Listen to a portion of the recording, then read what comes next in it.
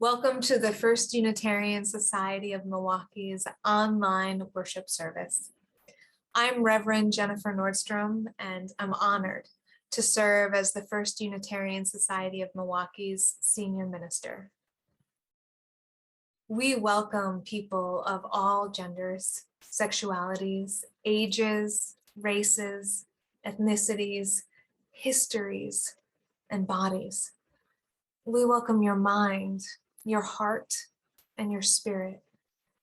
We welcome all you're bringing with you today and all your heart longs to set down. We'd like to pay a special welcome to guests who are joining us today. If you're visiting for the first time or joining us from afar, why don't you say hello in the chat now and tell us where you're joining us from? I welcome everyone into our worship service by inviting you to repeat our first church mission after me. We gather to nurture the spirit, engage the mind, and inspire action. Let's go now to our beloved sanctuary to light the chalice, which is the symbol of Unitarian Universalism.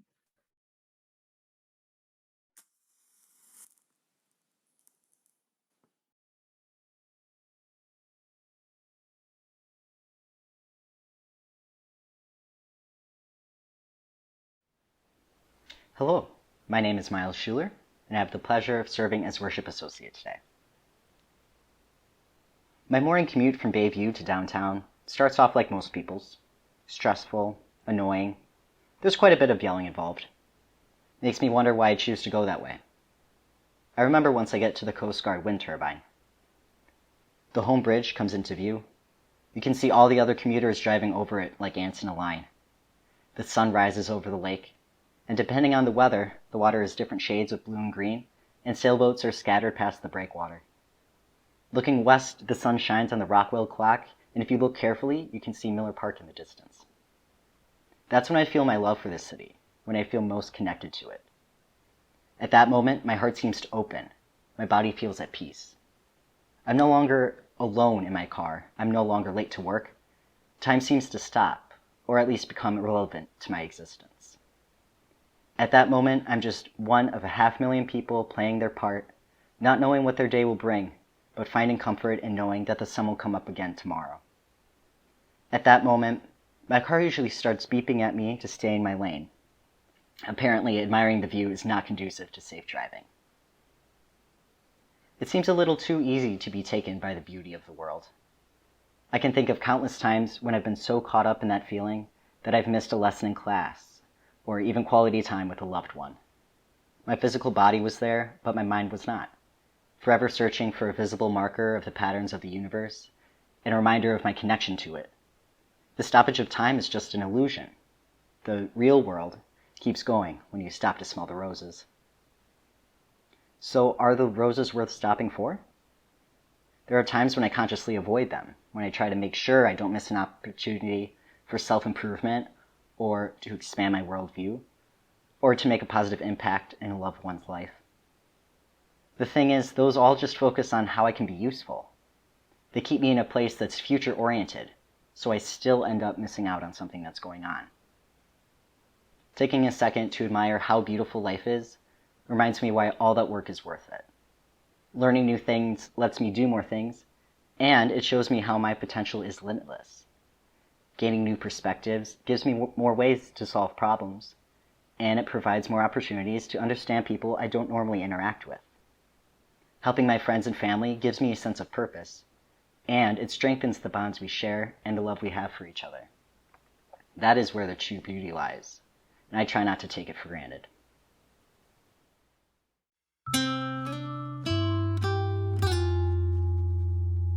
Have you spent a lifetime looking to find a miracle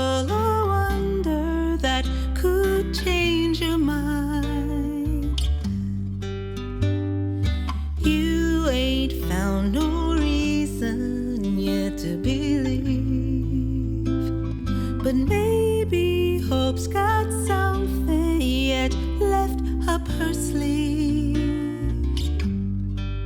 Something beautiful, something natural, ordinary magic.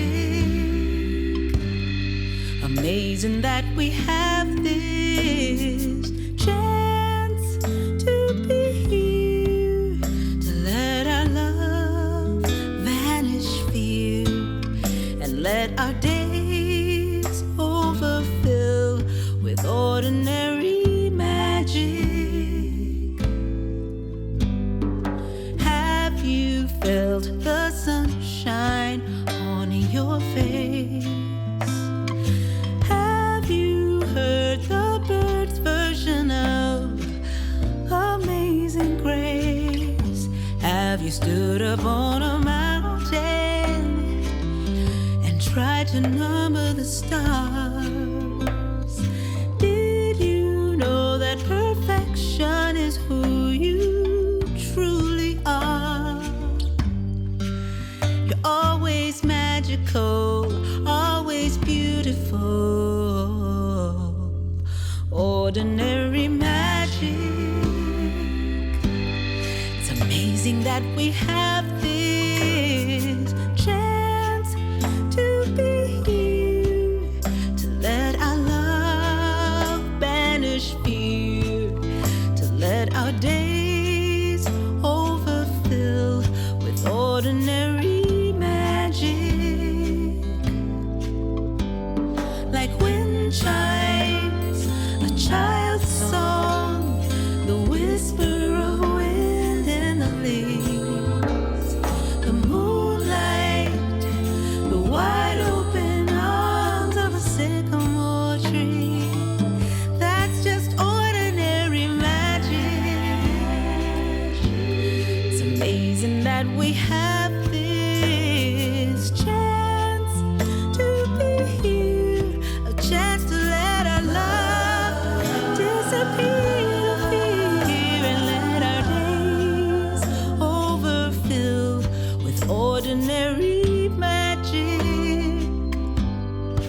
ordinary magic.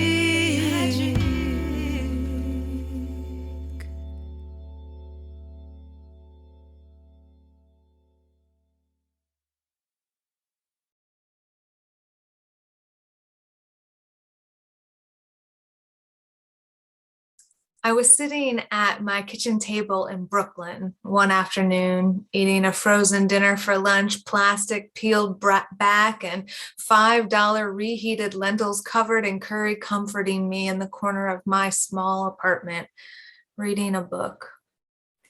It was sunny that afternoon, and natural light hit the gray tiles on the floor. I had my legs tucked underneath me at the kitchen table, and as I was reading, a passage hit me. I stopped with my fork midway to my mouth. I felt breathless and a little faint. It was like my body began floating, and there was suddenly fog in the room. In the book, the author, Jeanette Winterson, had just described walking a tightrope suspended between the past and the future, a clothesline between herself and the woman she loved who danced ahead of her like a ballerina across the wire held aloft between old red brick houses, cobblestones below, and birds perched on the lines like notes of a song. In my floaty, foggy kitchen, I heard them singing. I heard music wafting through those bricks, or through Brooklyn, or maybe through my soul. I was suspended there with them, floating between the past and the future. Beauty can be a portal to mystery, an open door to the breathless, timeless moment when everything stops and you are suspended in eternity, both here and also not here. In Greek philosophy, there are two concepts of time, kairos and chronos. Chronos is chronological time, everyday time, that regular paced experience we have in our daily lives. Kairos is the other kind of time, that breathless, timeless, suspended time outside of time. Kairos was considered the moment of opportunity when the world aligns. Some philosophers and theologians have since called Kairos God's time. Others have called it the time of the eternal. In a 2018 paper in the journal Nature, researchers identified the area of the brain responsible for tracking time. It's conveniently located right next to where we process spatial relationships. Unlike the spatial processing area, however, the time processing area of the brain does not show regular grid-like patterns of electrical activity. Instead, its electrical movements are irregular. Because our human experience of time changes with context, our brains map time irregularly.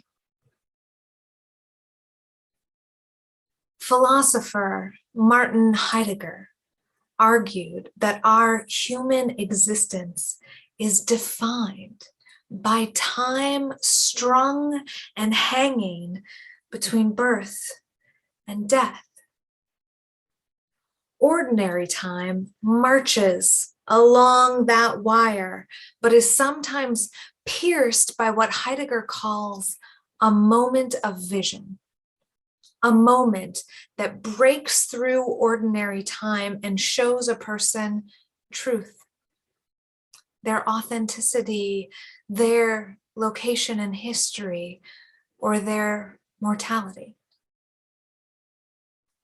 For Heidegger, this moment of vision is a peak human experience in which time slows and truth is revealed. So maybe you're out staring at the stars one night and feeling the vastness of time and space, just the expansiveness of the universe, and it suddenly becomes clear to you what your purpose is in this life. You have a moment of vision in which you know what you are called to be or to become. You know what you must do in this life, suspended between birth and death. You've had a moment of vision when clarity and truth pierce ordinary experience, and you are changed. We can find these moments of vision and clarity in the time-piercing experience of beauty. Existentialist philosopher and theologian Soren Kierkegaard has a different understanding of the kairos moment. Kierkegaard writes, "The moment is not properly an atom of time, but an atom of eternity. It is the first reflection of eternity in time, its first attempt at stopping time. The moment is that ambiguity in which time and eternity touch. Temporality is how time constantly intersects eternity, and eternity constantly pervades time." In Kierkegaard's understanding, kairos and chronos weave together intersecting and creating the human experience. Each moment is ambiguous, for in each moment, eternity and time touch. Perhaps the moment that you are in is felt as ordinary time. Perhaps it is a moment pierced through with beauty, opening the door to the ineffable, to eternity. I love Kierkegaard's view of time because it says that eternity is always right here with us, just weaving in and out of the everyday. And in any moment, we might be able to touch it if we but reach for beauty, for awe, for God, for eternity. The portal is here and now, all the time. We just have to open the door.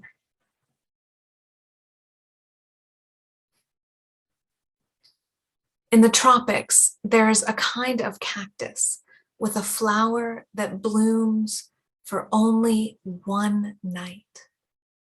This flower is called the Queen of the Night, and it has a white, lily-looking flower with a deep, sweet smell. The Queen of the Night flower is wide and it's beautiful. They can get as big as your head, but it blooms for just one night, a single night after sunset, and it is gone by sunrise. A person has less than 12 hours to witness the beauty of one of these fleeting flowers. And yet people love them and cultivate them all over the world. There's something really special about beauty bound by time. Something special about being able to witness the scarce moment when eternity pierces the everyday and intersects with time. To know that the flower blooms for only one night adds an urgency to its beauty, a recognition of its sacredness, and a call to come and witness this fleeting gift. But we can also feel spine-tingling timelessness of the beauty that is vast, as well as the beauty that is fleeting. Sometimes we call stars timeless, which is close to the truth. Stars' lifespans range from a few million years to a few trillion years, depending on their size. Our sun's lifespan is 10 billion years. To human beings, measuring our own lifetimes in 100 years, if we're lucky, that's pretty close to timeless. We can look up at the night sky and trust Orion will be hunting across the skies of our descendants in parallel measure to those of our ancestors. But the stars, too, in their timeless, haunting beauty, pierce the now with eternity. The poet Rilke writes, "I am, you anxious one. Don't you sense me, ready to break into being at your touch? My murmurings surround you like shadowy wings. Can't you see me standing before you, cloaked in stillness? Hasn't my longing ripened in you from the beginning as fruit ripens on the branch? I am the dream you are dreaming. When you want to awaken, I am that wanting. I grow strong in the beauty you behold. And with the silence of stars, I enfold your cities made by time."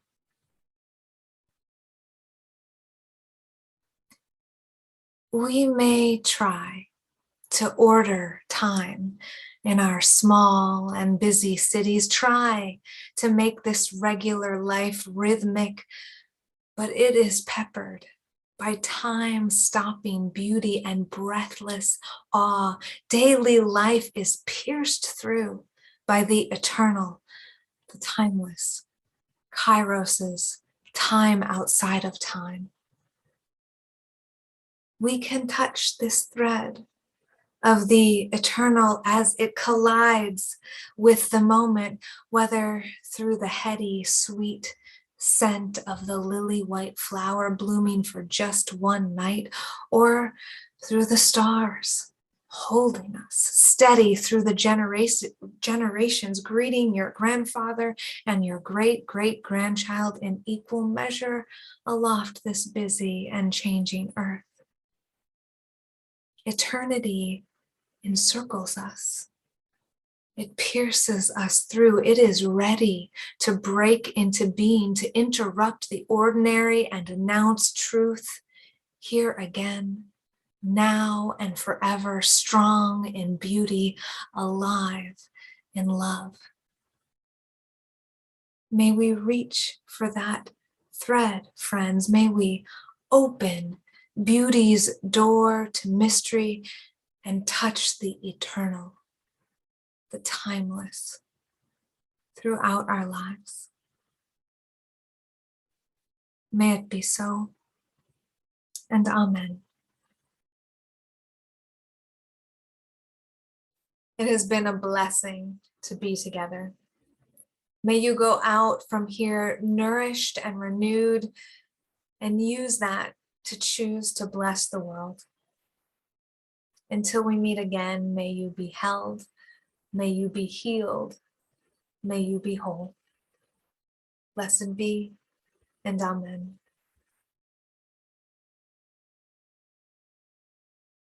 We are going, heaven knows where we are going.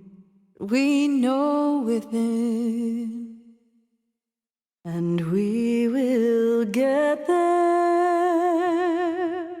Heaven knows how we will get there, but we know we will. Whoa, yeah, yeah. Whoa, yeah, yeah.